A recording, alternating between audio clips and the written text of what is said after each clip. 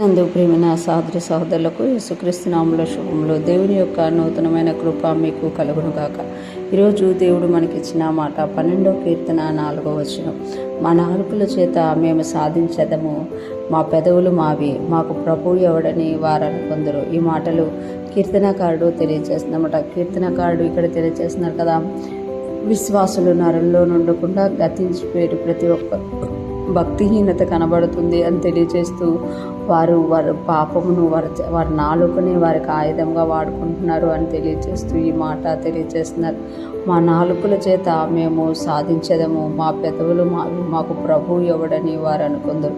మా నాలుకల చేత మేము సాధించదు అంటే మా నాలుకే మాకు ఒక ఆయుధం అనమాట.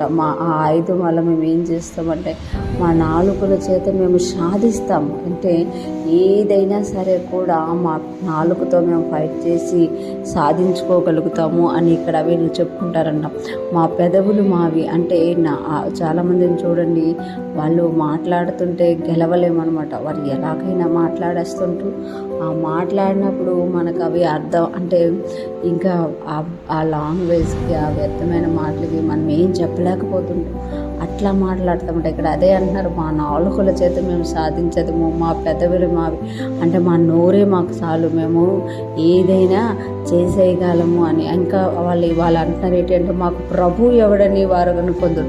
అంటే మాకు దేవుడు లేడు, మాకు ప్రభువు లేడు, మేమే చేసుకోగలం, మాకు అంతా చేసుకునే శక్తి ఉంది అని తెలియచేస్తున్నామట. అందుకే ఈరోజు దేవుడు తెలియచేస్తున్నారు కదా, నాలుకల చేత నువ్వు సాధిస్తే దేవుడు ఎవడు అని నువ్వు అనుకోవడం వల్ల నీ జీవితంలో కార్యం జరగదు. అంటే మా పెదవులు మాకు ప్రభు ఎవడని వారు అనుకుంటున్నారు.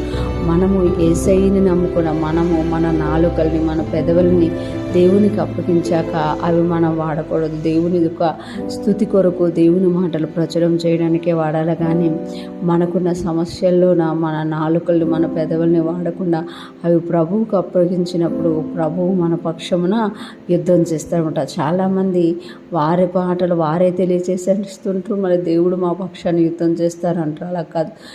లోకంలో ఉన్న వాళ్ళ నాలుకల చేత సాధిస్తారు కాబట్టి వాళ్ళ నాలుకలు వాడతారు. మనం మన నాలుకల్ని మన పెదవుల్ని దేవునికి అప్పగించాం కాబట్టి మనం వాటిని వాడకుండా యేసయ్యని చూస్తూ ముందుకెళ్ళిపోవాలి. మౌనంగా మనం ముందుకెళ్ళిపోయినప్పుడు దేవుడు మన పక్షమున కార్యాలు చేస్తాడు, మన పక్షమున యుద్ధం చేస్తాడనమాట. ఈరోజు ఫ్రెష్మన్ ఉంటున్న ప్రతి ఒక్కరూ జ్ఞాపకం చేసుకోవాలి, దేవుడు మన పక్షము నుండి మనం యుద్ధం చేయాలి అంటే, దేవుడు మనకి విజయం ఇవ్వాలి అని అంటే మన నాలుకల్ని మన పెదవుల్ని మనము దేవుని స్తుతి కొరకు దేవుని మాటల ప్రచురం కొరకు తప్ప ఈ లోక సంబంధమైన వాటి కొరకు వాడకుండా ఉన్నప్పుడే దేవుడు మన పక్షమున నిలబడతామంట. మనం ప్రార్థించడానికి, స్తుతించడానికి, ఆరాధించడానికి, దేవుని మాటలు ఇతరులు పంచుకోవడానికి మన నాలుకల్ని మన పెదవుల్ని వాడాలి. కానీ మనకు విరోధంగా లేచిన వారి మీదకి మన నాలుకల చేత మనము పెదవుల చేత మాట్లాడినప్పుడు మనలో ఉన్న భక్తి అనేది తగ్గిపోతుంది అని కీర్తనకారుడు తెలియజేస్తున్నారు. ఈరోజు ఫ్రెష్మన్ అంటున్న ప్రతి ఒక్కరూ కూడా దేవుడు మనకిచ్చిన నాలుకల్ని పెదవుల్ని దేవునికి అప్పగించి ఆయన కొరకే వాడుతూ మనకొచ్చిన పరిస్థితుల్లో మన గలం కాకుండా దేవుడు మాటను మనము దేవుని మాటని దేవుని సహాయాన్ని పొందుకొని విజయం పొందుకునే వారముగా ఉందుముగాక. ఆమేన్.